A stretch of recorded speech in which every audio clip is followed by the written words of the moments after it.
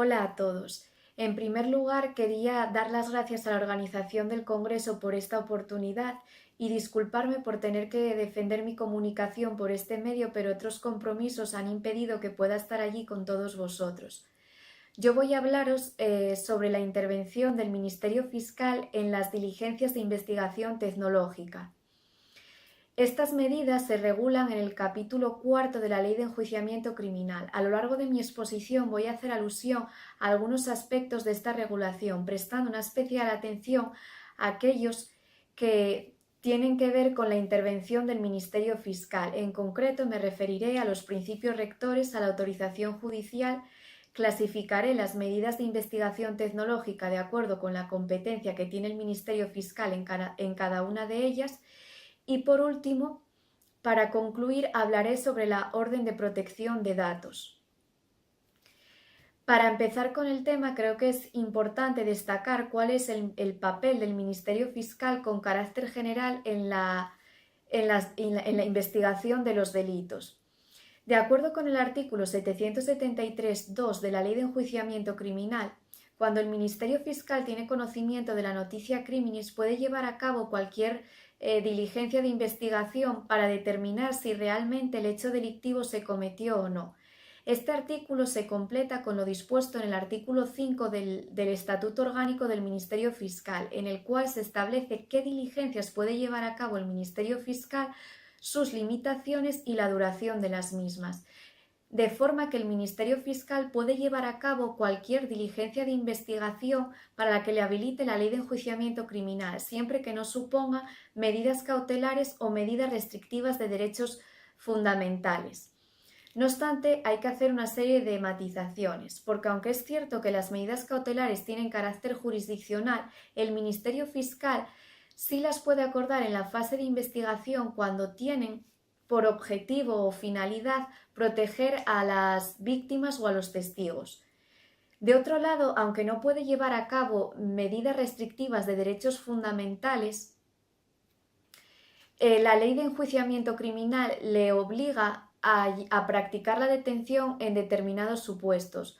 Por lo tanto, las funciones del Ministerio Fiscal en la investigación son muy amplias.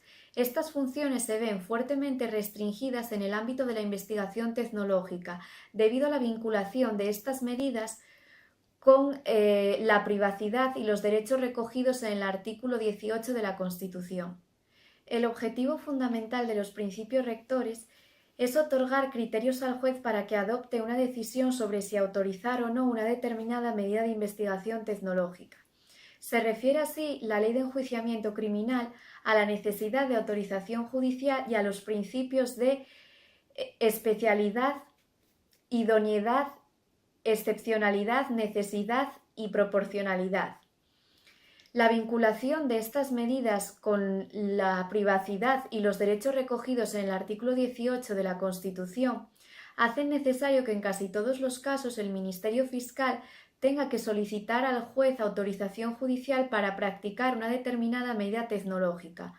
Aunque la autorización judicial no está sometida a unos específicos requisitos reglados, son los propios principios rectores los que establecen el marco de discrecionalidad en el que el juez ha de tomar la decisión.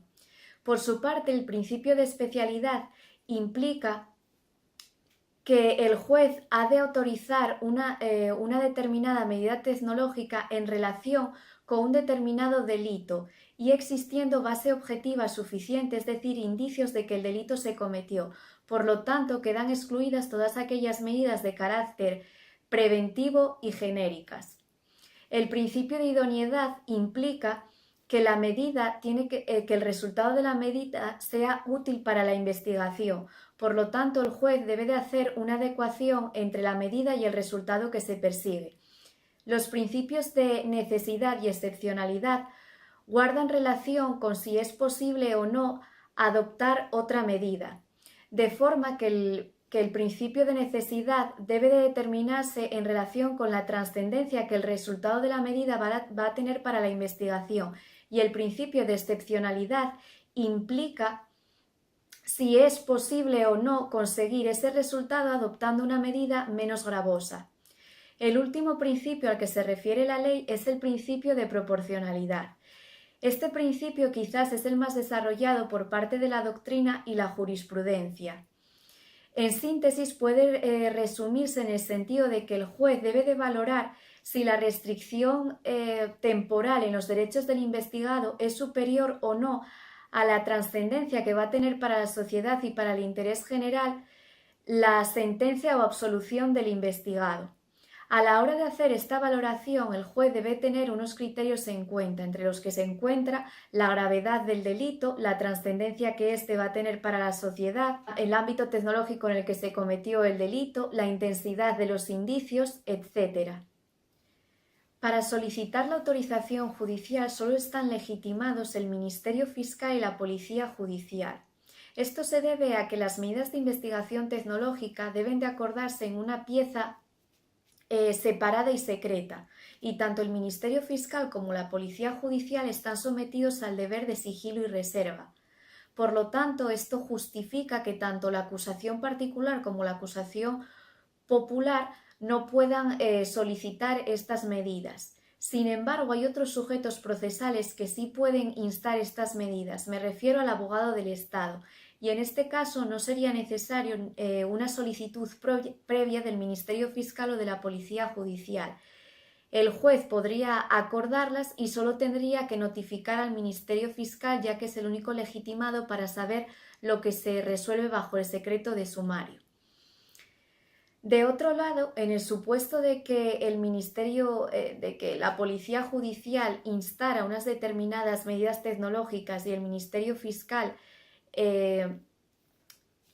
emitiera un informe desfavorable al respecto, el juez podría autorizarlas de todos modos, ya que este informe no tiene un carácter vinculante. En cuanto a las medidas de investigación tecnológica, se pueden clasificar de acuerdo con la intervención del Ministerio Fiscal en cada una de ellas. Por lo tanto, las podríamos agrupar en un primer grupo en el cual el Ministerio Fiscal solo estaría legitimado para instarlas, un segundo grupo en el que el Ministerio Fiscal podría practicarlas siempre que dé inmediatamente cuenta al juez, y un tercer grupo de medidas que el Ministerio Fiscal podría practicar sin necesidad de autorización judicial. En el primer grupo de medidas se encontraría la captación de comunicaciones telemáticas y telefónicas, el acceso a datos necesarios para la identificación de la IP, la captación y grabación de comunicaciones orales y filmaciones, el registro remoto de dispositivos electrónicos y el agente encubierto. En el segundo grupo de medidas se encontraría la incorporación al proceso de datos electrónicos de tráfico que se encuentran en posesión de prestadores de servicios telecomunicativos, el uso de dispositivos de localización y seguimiento y el registro de dispositivos de almacenamiento masivo de información. En el último grupo, es decir, las medidas en las cuales el Ministerio Fiscal no necesita de autorización judicial, son la orden de conservación de datos, la captación de códigos de identificación del aparato, la identificación de titulares, terminales y dispositivos de conectividad y, por último, la captación de imágenes en lugares públicos. La orden de conservación de datos surge de la necesidad de evitar que se destruya o manipule información relevante para la investigación. En el lapso de tiempo que transcurría entre que se solicitaba la autorización para una determinada medida y se obtenía la resolución. Es decir, en muchas ocasiones el respeto a la normativa de protección de datos suponía perder irremediablemente datos relevantes para la investigación.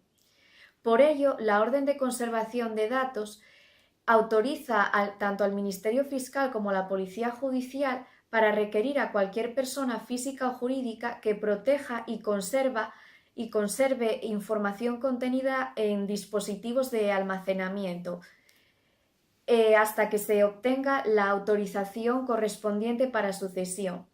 Esta medida también se puede aplicar a dispositivos externos o alojamientos externos al dispositivo que inicialmente fue objeto de registro. La duración de esta medida es de 90 días, prorrogables hasta que se consiga la autorización judicial o hasta que transcurran 180 días, y es relevante que los terceros que hagan posible la práctica de la medida tienen la obligación de prestar colaboración técnica y de guardar secreto de las actuaciones. Se ha considerado por parte de la doctrina que la orden de conservación de datos regulada en el artículo 588 octis podía entrar en conflicto con la facultad que le otorga la ley al Ministerio Fiscal en el artículo 588 sextis en la medida del registro de dispositivos de almacenamiento masivo de información.